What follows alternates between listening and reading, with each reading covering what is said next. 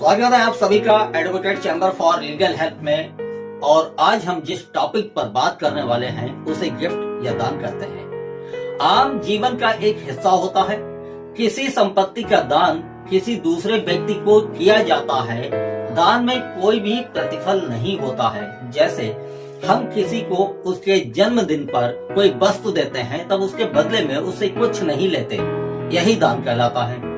छोटी छोटी चीजों का दान साधारण तरीके से हो जाता है, लेकिन बड़ी संपत्तियों का दान कानून द्वारा निर्धारित की गई प्रोसेस के जरिए ही होता है। संपत्ति अंतरण अधिनियम किसी भी संपत्ति के हस्तांतरण से संबंधित प्रावधानों का उल्लेख करती है, जहां मुख्य रूप से अचल संपत्तियों का उल्लेख होता है। इस अधिनियम के अंतर्गत दान को भी परिभाषित किया गया है। किसी भी संपत्ति को हस्तांतरण करने की प्रक्रिया होती है और प्रकार होते हैं, जैसे विक्रय, दान, हक त्याग, वसीयत और पट्टा। यह सभी किसी भी संपत्ति के हस्तांतरण के प्रकार हैं। इसमें दान भी शामिल है। दान की परिभाषा संपत्ति अंतरण अधिनियम की धारा 122 के अंतर्गत प्रस्तुत की गई है, जहां पर दान के कुछ तत्व बताए गए हैं जो इस तरह हैं। सक्षम पक्षकार। दान में पक्षकारों का सक्षम होना आवश्यक होता है। पक्षकारों का सक्षम होना संविदा अधिनियम के अंतर्गत माना जाता है। संविदा अधिनियम में कोई व्यक्ति संविदा करने हेतु कब सक्षम होता है इसका उल्लेख किया गया है। जैसे कोई व्यक्ति पागल नहीं हो, दिवालिया नहीं हो और बालिग हो, तब उसे सक्षम पक्षकार माना जाता है। दान के लिए ऐसे ही सक्षम पक्षकारों की जरूरत होती है। अगर कोई नाबालिग पक्षकार है तब उसकी ओर से दान लेने और देने का कार्य उसके संरक्षक द्वारा किया जाता है।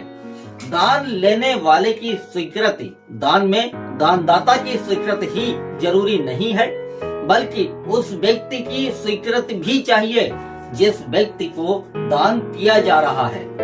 किसी भी व्यक्ति को उसकी बगैर सहमत से दान नहीं दिया जा सकता। प्रतिफल का होना। दान में किसी भी प्रकार का प्रतिफल नहीं होता है। जैसे कि जब भी कोई संविदा की जाती है तब उसमें कोई प्रतिफल निर्धारित किया जाता है। दान में प्रतिफल की जरूरत नहीं होती, वहाँ प्रतिफल होता भी नहीं है, क्योंकि दान को ऐसा माना जाता है कि वह प्राकृतिक प्रेम और स्नेह में दिया जाता है, इसलिए वहाँ कोई प्रतिफल नहीं होता है। आजकल अचल संपत्ति जैसे कोई मकान, जमीन आदि का दान पत्र बनाया जाता है। दान की संविदा आमतौर से घर के पारिवारिक सदस्यों के बीच होती है, जैसे पिता पुत्र के बीच, माता पुत्री के बीच और पति पत्नी के बीच। ऐसे घनिष्ठ रिश्तों में लोग एक दूसरे को संपत्ति दान करते हैं। बाहर के मामलों में संपत्ति बहुत कम दान की जाती है। जैसे किसी धार्मिक ट्रस्ट या फिर खैराती ट्रस्ट को कोई संपत्ति जरूर दान की जाती है, लेकिन साधारण लोगों को आमतौर से कोई संपत्ति दान नहीं की जाती है। जब घर के सदस्य एक दूसरे को कोई संपत्ति दान करते हैं तब उन्हें ऐसी संविदा में बहुत कम स्टाम्प ड्यूटी देना होती है। संपत्ति का रजिस्ट्रेशन भी हो जाता है। जैसे कि एक पिता अपने नाम पर रजिस्टर्ड कोई मकान अपने बेटे को देना चाहता है, तब पिता दान पत्र को उप पंजीयक के कार्यालय में रजिस्टर्ड करवा सकता है। ऐसे रजिस्ट्रेशन पर स्टाम्प ड्यूटी बहुत कम लगती है, क्योंकि इन व्यवहारों में किसी भी प्रकार का धन का लेन देन नहीं होता। लेकिन यह ध्यान रखना चाहिए कि परिवार के सदस्यों के बीच होने वाले दान के व्यवहार में ही कम स्टाम्प ड्यूटी लगती है। बाहर के किसी व्यक्ति को कोई संपत्ति दान करने पर स्टाम्प ड्यूटी विक्रय जितनी ही लगती है। स्टाम्प ड्यूटी से बचने के लिए विक्रय के स्थान पर दान की संविदा बनाने का काम शुरू कर दिया जाता था और झूठ बोलकर विक्रय को दान बता देते थे। इस समस्या से निपटने के लिए यह प्रावधान किया गया कि अगर परिवार के सदस्य एक दूसरे को कोई संपत्ति दान करते हैं तब स्टाम्प ड्यूटी कम लगेगी। यदि बाहर के किसी व्यक्ति को कोई संपत्ति दान की जाती है तब उसके रजिस्ट्रेशन में विक्रय जितनी ही स्टाम्प ड्यूटी लगेगी।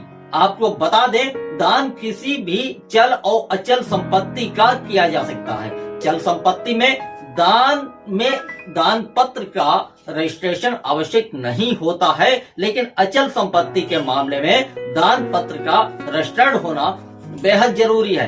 बगैर रजिस्ट्रेशन के कोई भी दान पत्र वैलिड नहीं माना जाता है। अगर किसी व्यक्ति ने किसी दूसरे व्यक्ति को किसी संपत्ति का दान कर दिया है और उसका रजिस्ट्रेशन दान पत्र तैयार कर लिया गया है, तब इसका खंडन नहीं किया जा सकता।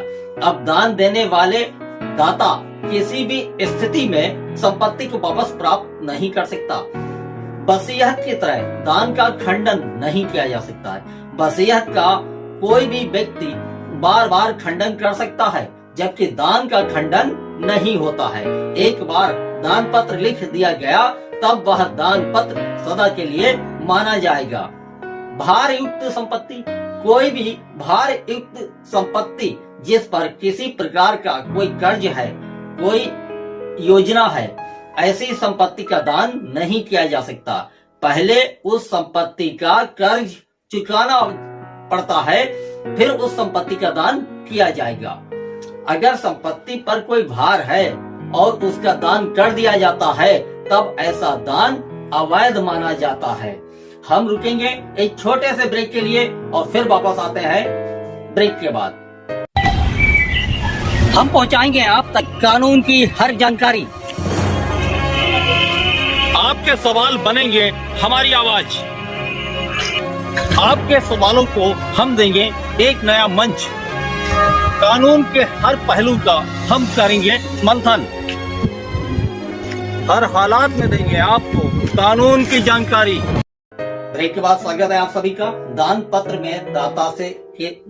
में दाता के संबंध में संपूर्ण जानकारी, जैसे उनका नाम, पता आदि, उस संपत्ति का उल्लेख जिसे दान किया जाता है, यह संपत्ति दाता को कहां से प्राप्त हुई है, इसकी पूर्ण जानकारी होनी चाहिए।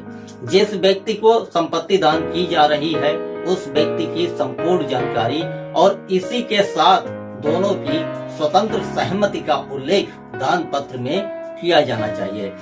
ऐसे दान पत्र को रजिस्टर्ड करवाने के लिए जिले में संपत्ति स्थित है वहां के उप पंजीयक कार्यालय में प्रस्तुत की जा सकती है। तो आज हमने दान के बारे में समझाने की कोशिश की। हम जल्द वापस आएंगे ऐसी ही किसी कानूनी जानकारी के साथ। तब तक के लिए नमस्कार।